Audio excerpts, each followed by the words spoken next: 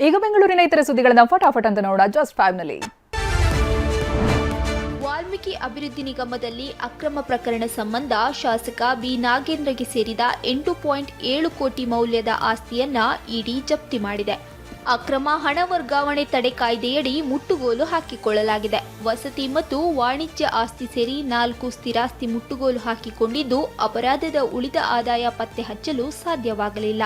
ಅದನ್ನ ಮರೆಮಾಚಿರಬಹುದು ಅಥವಾ ಬೇರೆ ವ್ಯವಸ್ಥೆ ಮಾಡಿರಬಹುದು ಎಂದು ತಿಳಿಸಿದೆ.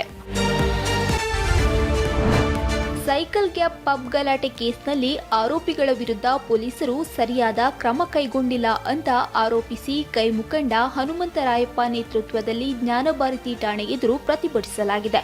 ಹೆಣ್ಣು ಮಕ್ಕಳ ಮೇಲೆ ಲೈಂಗಿಕ ದೌರ್ಜನ್ಯ ಎಸಗಿದವರ ವಿರುದ್ಧ ಠಾಣೆಗೆ ದೂರು ನೀಡಲಾಗಿತ್ತು. ಆದರೆ ಪೊಲೀಸರು ಆರೋಪಿಗಳ ಪರವಾಗಿ ಕಾರ್ಯನಿರ್ವಹಿಸಿದ್ದಾರೆ ಅಂತ ಆರೋಪಿಸಿದ ಪ್ರತಿಭಟನಾಕಾರರು ಧಿಕ್ಕಾರ ಕೂಗಿದ್ದಾರೆ.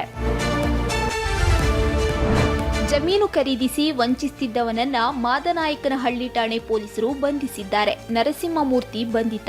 ಜಮೀನು ಖರೀದಿಸುತ್ತಿದ್ದ ಅಸಾಮಿ 1 ಲಕ್ಷ ನಗದು ಕೊಟ್ಟರೆ ಉಳಿದದ್ದು ಚೆಕ್ನಲ್ಲಿ ಪಾವತಿಸುತ್ತಿದ್ದ.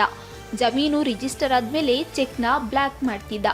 ಹೀಗೆ 70 ಎಕರೆ ವಂಚಿಸಿದ್ದ ಆರೋಪಿ ವಿರುದ್ಧ ಮೋಸ ಹೋದವರು ದೂರು ನೀಡಿದ್ರು. ಈಗ ಮಾದನಾಯಕನಹಳ್ಳಿ ಪೊಲೀಸರು ಆರೋಪಿಯನ್ನ ಬಂಧಿಸಿದ್ದಾರೆ.